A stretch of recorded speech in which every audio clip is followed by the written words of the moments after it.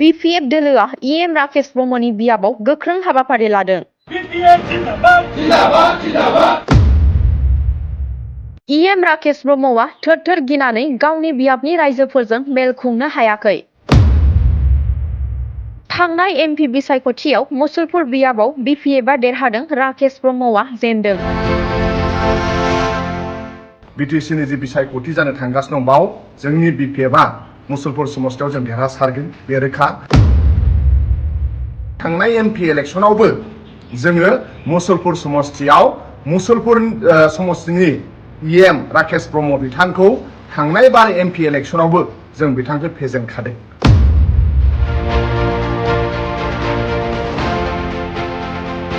BTR गोजोन गोरोबथानि गेजेरजों फैनाय बड'फा उपेन्द्रनाथ ब्रह्म सेन्ट्रेल इउनिभारसिटिया बरमायाव जानो गोनांमोन राकेश ब्रह्मआ दाबथाम दाब्रै नायनानै। नाथाय भारत सरकारनिफ्राय बिटिआर गोजोन गोरोबथानि गेजेरजों फैनाय सेन्ट्रेल इउनिभारसिटिखौ बरमायाव लुफुंनो हानाय नंला। बेखौ लानानै बरमानि रायजो राजाफोरा प्रमद बर' दैदेननाय UPPL दोलोनि सायाव जोबोर रागा जोंनानै दङ। बेनि थाखाय EM राकेश ब्रह्मआ मिटिं खालामनो हायाखै। थांनाय MPनि रिजाल्टखौ लानानै EM राकेश ब्रह्मआ थोर-थोर गिनानै दङ। EM राकेश ब्रह्मआ बिटिआर MCLAनि फुल फर्मखौ मिन्थिया। PhD खालामनाय आरो डक्टर फरायनायनि सायाव फारागथिखौ राकेश ब्रह्मआ मिन्थिया।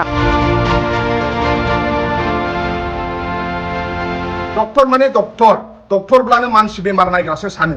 दा बेबादि सासे रोङै सुबुङा दिनै मुसलपुरनि MCLA जाना दं। जोबोद लासिंसिं बाथ्रा। दिनै बिटिआरनि फुल फर्मखौ राकेश ब्रह्म बिथाङा मिथिया।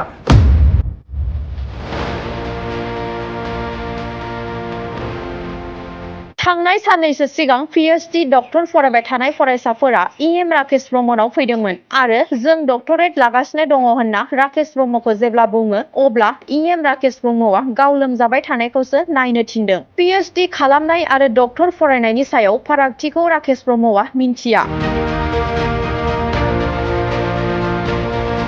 EM राकेश ब्रह्मआ बिटिआरनि फुल फर्मखौ मिन्थिया, MCLAनि फुल फर्मखौ मिन्थिया आरो EMनि फुल फर्मखौ मिन्थिया। सासे रोङै मानसिया मुसलपुर बियाबनि MCLA जानानै दङ। बिनि थाखाय फैबाय थानाय समाव रायजो राजा बिथांमोना BPF दोलोनि गोरों गोरा MCLAखौसो दैथायहरगोन मुसलपुर बियाबनिफ्राय। बे गोख्रों बाथ्राखौ बुंदों कास्टम बसुमतारिया।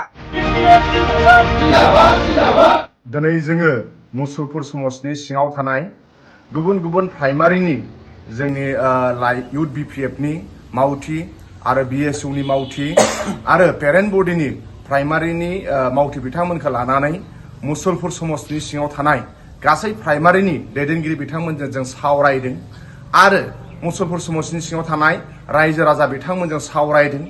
मुसलपुर समस्तिनि रायजो राजा बिथांमोनहा जोंनो खावलायदों आरो जोंनि मावथि बिथांमोना जोंनो फोरमायदों एबार 2025 मायथाइयाव BTCनि जि बिसायख'थि जानो थांगासिनो दं बाव जोंनि BPFआ मुसलपुर समस्तियाव जों देरहासारगोन बे रोखा। मानोना थांनाय MP इलेक्सनावबो जोङो मुसलपुर समस्तियाव मुसलपुर समस्तिनि EM राकेश ब्रह्म बिथांखौ थांनाय बार MP इलेक्सनावबो जों बिथांखौ फेजेनखादों। ओंखायनो दिनै मुसलपुर समस्तिनि सिङाव थानाय राकेश ब्रह्म बिथाङा थोर-थोर गिनानै मुसलपुर समस्तिनि सिङाव थानाय गामिनि रायजो राजा बिथांमोनजों मिटिं खालामनो हायाखै आरो बिटिआर सुक्तिनि गेजेरजों बरमायाव सेन्ट्रेल इउनिभारसिटि जानांगौ होननाया बेखौ जोंबो लुबैदोंमोन।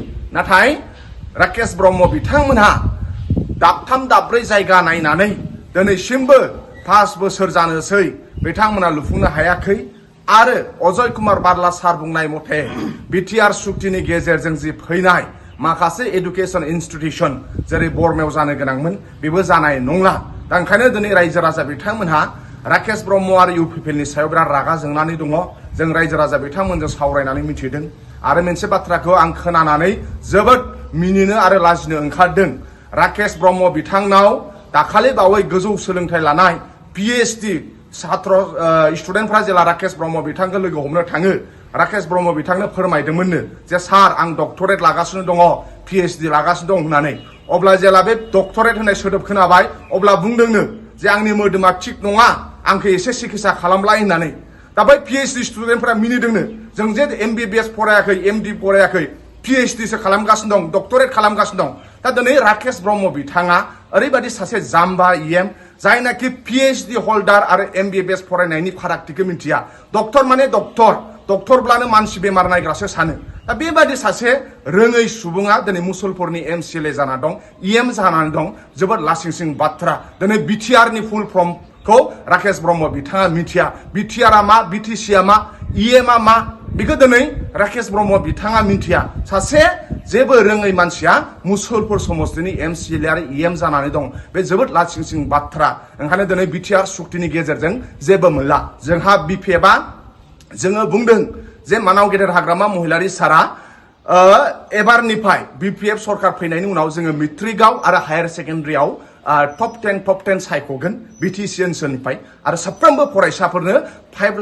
लाख जोंनि BPF सरकारनिफ्राय होनाय जागोन होननानै मानाव गेदेर हाग्रामा महिलारि सारा बुंदों आरो मुसलपुराव अकल मुसलपुरल' नङा BTCनि मोनफ्रोमबो डिस्ट्रिक्टआव बड'लेण्ड इउनिभार्सिटिनि केम्पास लुफुंगोन दा दिनै मुसलपुरावबो बाक्सा डिस्ट्रिक्टनि हेडक्वार्टार मुसलपुरावबो BPF सरकार जानायनि उनाव बाव जोंहा बड'लेण्ड इउनिभार्सिटिनि केम्पास लुगोन मुसलपुरावल' नङा गुबुन जिल्लाफोरावबो जोंहा BPFआ सिद्धान्त लाखानाय दङ जे मेडिकेल कलेज गायसनगोन BPF सरकार फैयोब्ला दा बेफोरबायदि BPFआ मेरला आसनि लादों दिनै थांनाय 5 बोसोराव राकेश ब्रह्मआनो जा UPPLआनो जा मोनसेबो खामानि बिथांमोनहा मावनो हायाखै भारत सरकार आसाम सरकार हरनाय फैसाफोरखौ टटेलि मिसइउज खालामदों ओंखायनो रायजो राजाया थांखि लाबाय नेक्स्ट बाराव BPFआ सरकार दागोन आरो जोंनि मुसलपुर जिल्लानि जोंनि जि इउथ BPFनि दैदेनगिरि BSUनि दैदेनगिरि बिथांमोनहा मोनफ्रोमबो समस्तियाव थांनानै जोंनि इउथ आरो BSUनि दैदेनगिरि बिथांमोनजों सावरायबाय थादों